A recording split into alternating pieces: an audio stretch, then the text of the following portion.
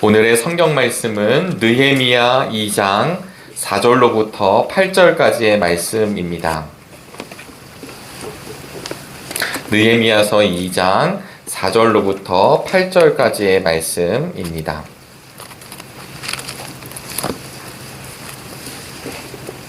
제가 가지고 있는 성경은 810쪽 즈음에 있습니다. 2장 4절로부터 8절까지의 말씀을 우리 한 절씩 교독하시고 마지막 절은 함께 읽겠습니다. 내가 바라는 것이 무엇이냐 하고 왕께서 또 나에게 물으셨다. 나는 하늘의 하나님께 기도를 드리고 나서 왕에게 말씀드렸다. 누님께서 도우시면 누님께서 소신을 세게 계시며 소신의 조상이 묻혀있는 유다의 그 성읍으로 저를 내셔서 그 성읍을 다시 세우게 하여 주시기를 바랍니다. 그때에 왕후도 왕 옆에 앉아 있었다. 왕은 그렇게 다녀오려면 얼마나 걸리겠느냐, 언제쯤 돌아올 수 있겠느냐 하고 나에게 물으셨다. 왕이 기꺼이 허락하실 것 같은 생각이 들어서 나는 얼마가 걸릴지를 말씀드렸다. 나는 왕에게 덧붙여서 말씀드렸다. 누님께서 도우시다면 소신이 유다까지 무사히 갈 수 있도록 유프라테스 서쪽 지방의 총독들에게 보내는 즉석을 별도에게 주시기 바랍니다. 함께 읽겠습니다. 또 왕실 숲을 맡아보는 아삽에게도 나무를 공급하라고 친서를 내리셔서 제가 그 나무로 성전 옆에 있는 성체 문짝도 짜고 성벽도 쌓고 소신이 살 집도 짓게 하여 주시기 바랍니다. 나의 하나님이 선하신 손길로 나를 잘 보살펴 주셔서 왕이 나의 청을 들어 주었다. 아멘. 오늘도 주님의 은혜와 평강이 함께 하시기를 간절히 바랍니다. 네, 날씨는 좀 따뜻해졌지만 또 계속되는 독감, 또 감기, 여러 호흡기 질환들도 많다고 하고 있는데요. 또 다음 주에 있을 구정 연휴를 앞두고 하나님 주신 은혜로 더욱 강건하시기를 주님의 이름으로 축복합니다. 인생을 살아가다 보면 참 어려운 것 중에 하나가 있는데 사실 새로운 것을 창조하고 또 만들어내고 또 새로운 것을 보여주는 것도 너무나도 귀하고 아름답다고 생각을 할 때가 많습니다. 어렵죠. 새로운 것을 해야 하는 것이기 때문입니다. 그런데 살아가다 보면 또 느끼는 것이 있는데요. 이거보다 더 어렵게 느껴지는 것이 있습니다. 그것은 무너졌던 것을 다시 세우는 것입니다. 꿈을 꾸었었는데 어떤 꿈이 깨어지고 나서 다시 꿈을 꿀 수 있다라는 것, 또 내가 무언가를 하다가 포기했었는데 그것을 다시 시작한다는 것, 이게 쉬울 것 같지만 결코 쉽지 않음을 삶을 살아가 보면서 느끼게 될 때가 참 많습니다. 왜냐하면 이미 깨어졌기 때문입니다. 실패를 경험했고 또 그 실패로 인해서 나는 못할 거다라고 하는 두려움을 경험했기 때문입니다. 무엇보다는 그것이 나 자신에게든 아니면 공동체든 어떠한 일이든 이제 믿지 못하게 되는 불신이 자리 잡기 때문에 새로 다시 시작하는 것, 다시 무너졌던 것을 세운다라는 것은 결코 쉽지 않다라는 것을 우리는 알 수 있습니다. 무너짐을 경험했다라고 하는 것은 그냥 무너졌다로 끝나지 않고 깊은 아픔도 경험하고 절망도 경험합니다. 그래서 다시 시작한다는 것이 불가능이라 여겨질 수도 있고 시도하는 것도 포기할 수도 있습니다. 그럼에도 불구하고 성경을 보시면 또 우리의 역사를 보시면 그런 상황 가운데에서도 다시 세우는 데 쓰임을 받는 사람들을 경험합니다. 성경에 보면 이스라엘 백성들이 하나님과 늘 행복하고 아름답고 기쁘고 충성스러운 관계로만 살아가는 것 아니었었습니다. 이스라엘 백성들은 날마다 사실은 깨어짐을 경험하고요.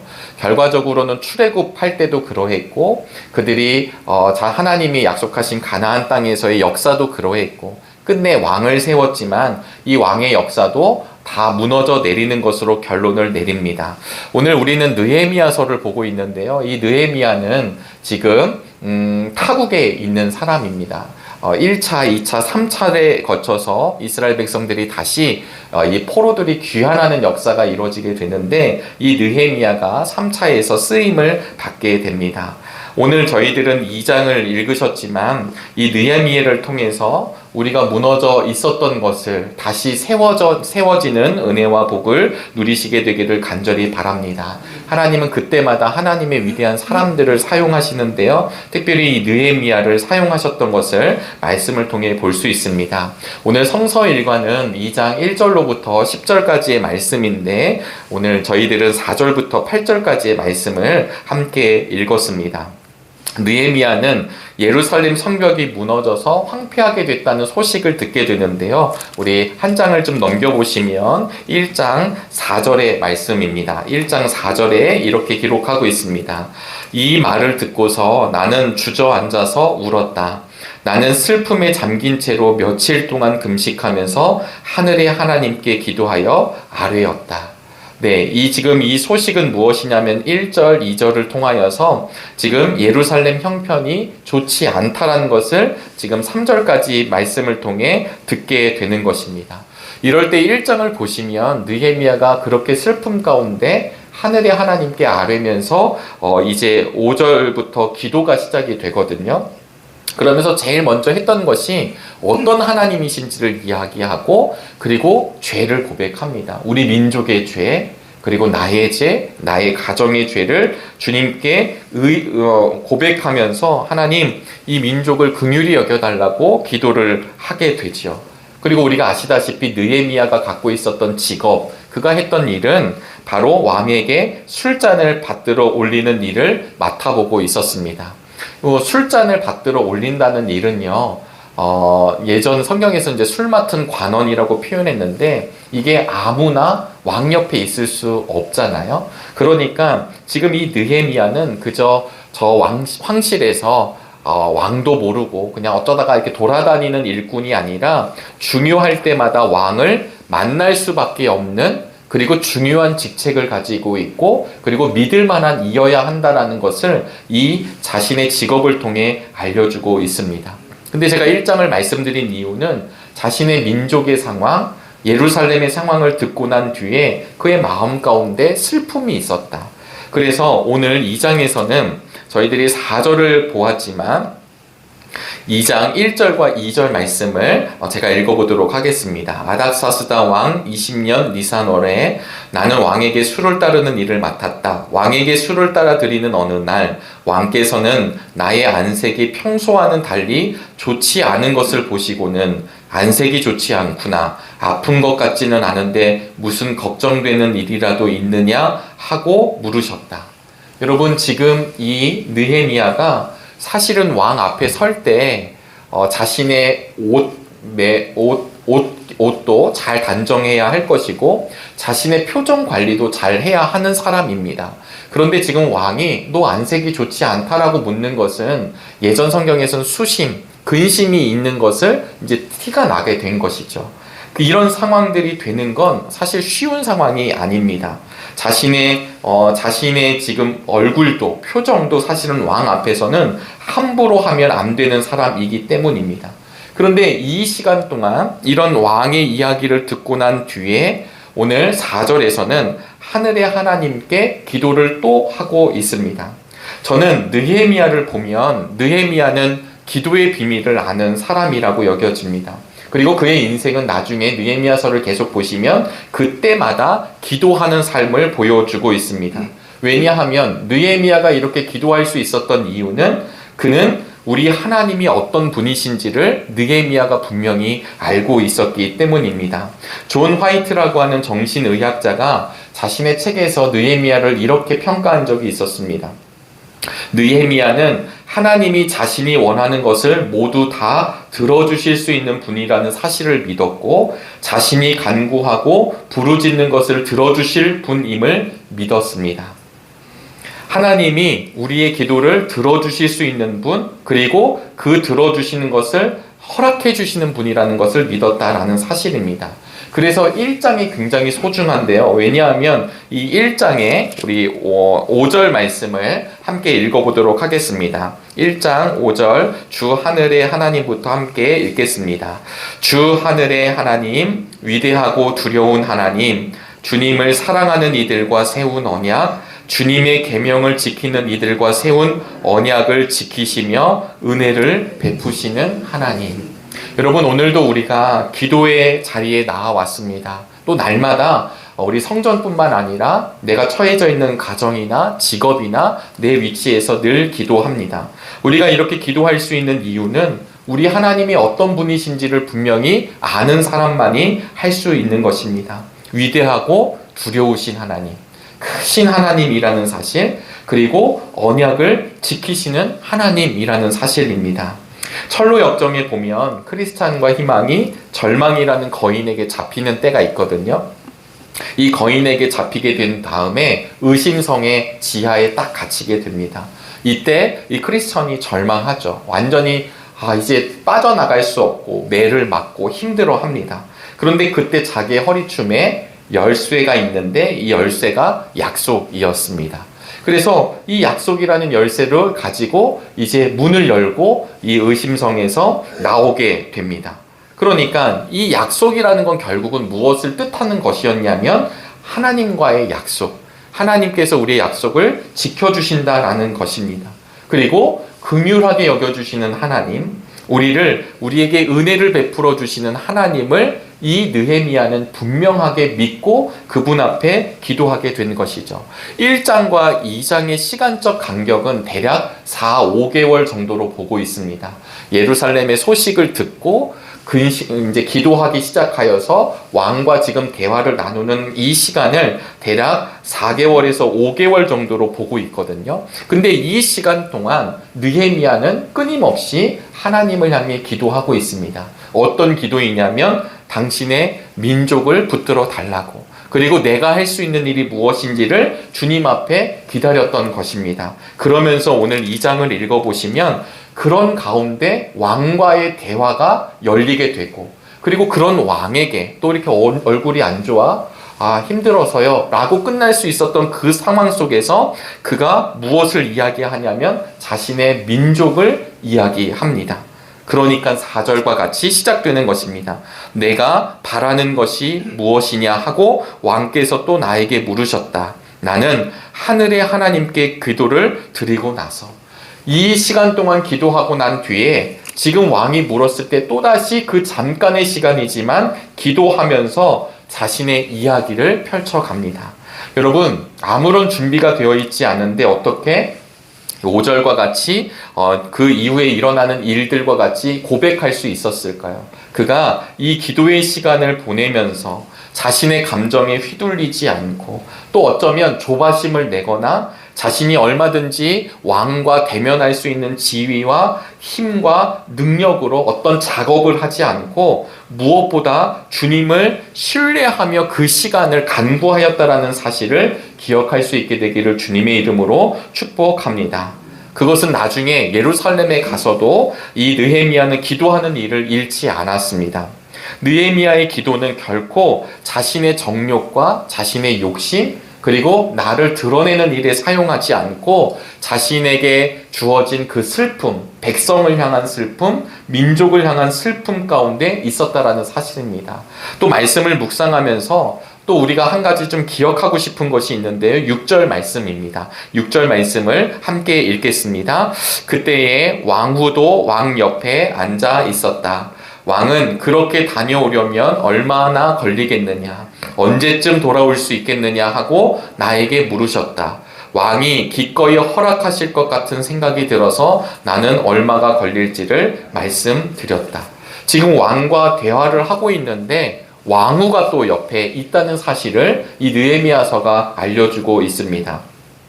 주해서를 보니까 이 당시에 왕후의 영향력이 셌다라는 것도 알려주고 있고요. 또 하나는 이 아닥사스다 왕과 느헤미야가 대화를 나눈 이 자리가 왕후가 옆에 있었기 때문에 어떤 공식적 자리, 그러니까 정사를 나누고 왕의 신하들과 함께 있었던 자리가 아니라 어떤 사적인 자리일 수도 있겠다라고 이 구약학자들은 주해를 달아놓기도 하였습니다.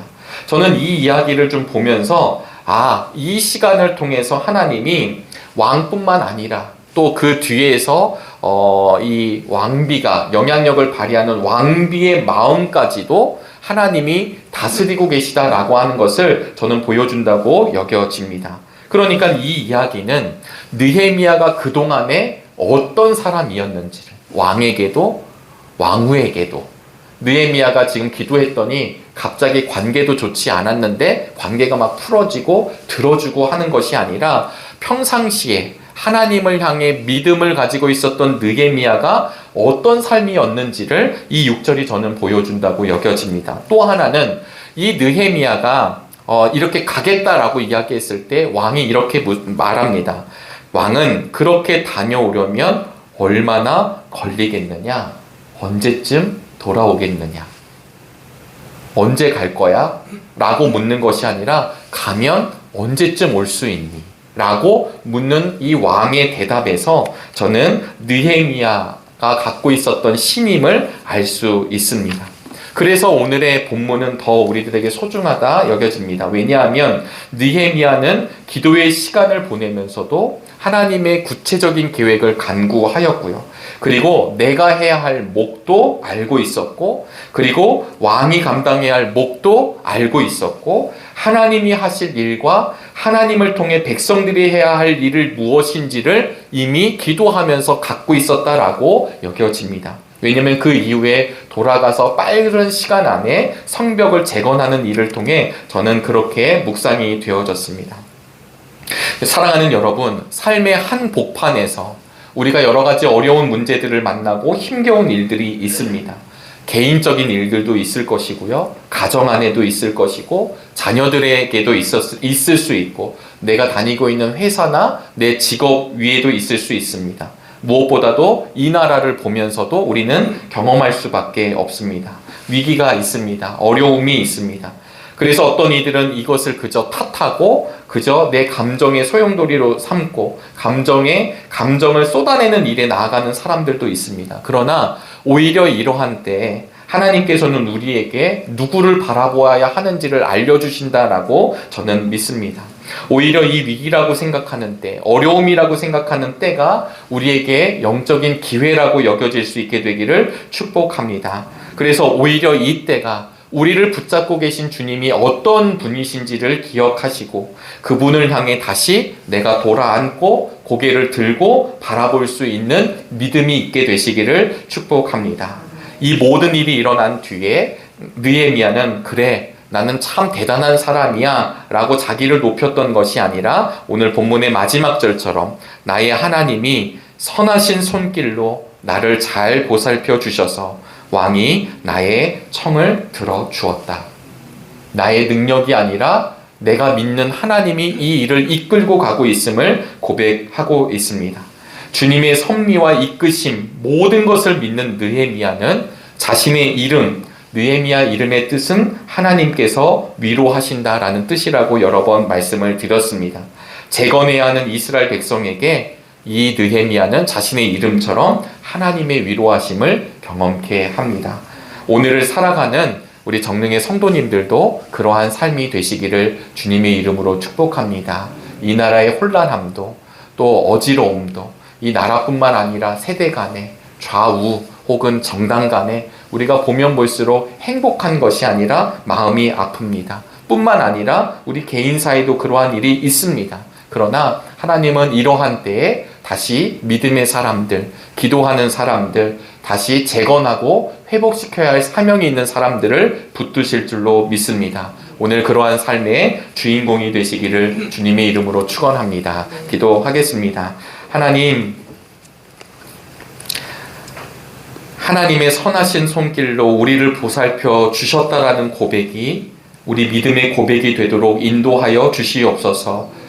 다시 세운다는 것이 너무나도 어렵고 힘든 일임을 알고 있지만 우리 주님께서는 황폐한 땅을 다시 세우시고 하나님께서는 다시 일으켜 세우셔서 하나님의 일을 보여주실 줄로 믿습니다. 지나간 역사를 통해 알 수 있게 하여 주시고 오늘 허락하신 본문을 통해 오늘 허락하신 믿음의 사람 느헤미야를 통해 다시금 깨닫게 하여 주시옵소서.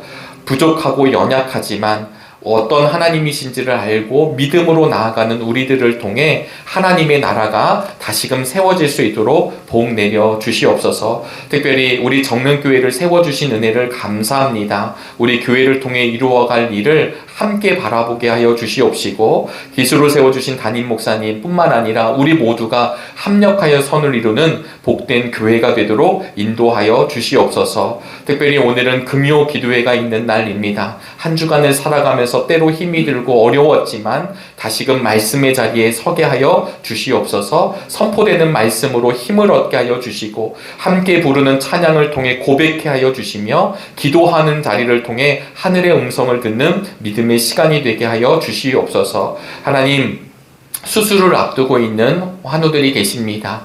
또 회복하고 계신 우리 믿음의 교우들이 있습니다. 하나님 함께하여 주시옵소서. 어렵고 힘들 때마다 다른 것 바라보는 것 아니라 우리를 붙들어 주시고 세워주시고 다시금 회복시켜 주시는 우리 하나님을 바라보는 믿음의 날이 되도록 인도하여 주시옵소서. 오늘도 생명과 건강 주셨사오니 이 생명과 건강을 오직 하나님의 일에 온전히 사용되어지는 믿음의 사람들이 되기를 간절히 원하오며, 이 모든 말씀 살아계신 예수 그리스도의 이름으로 기도하옵나이다.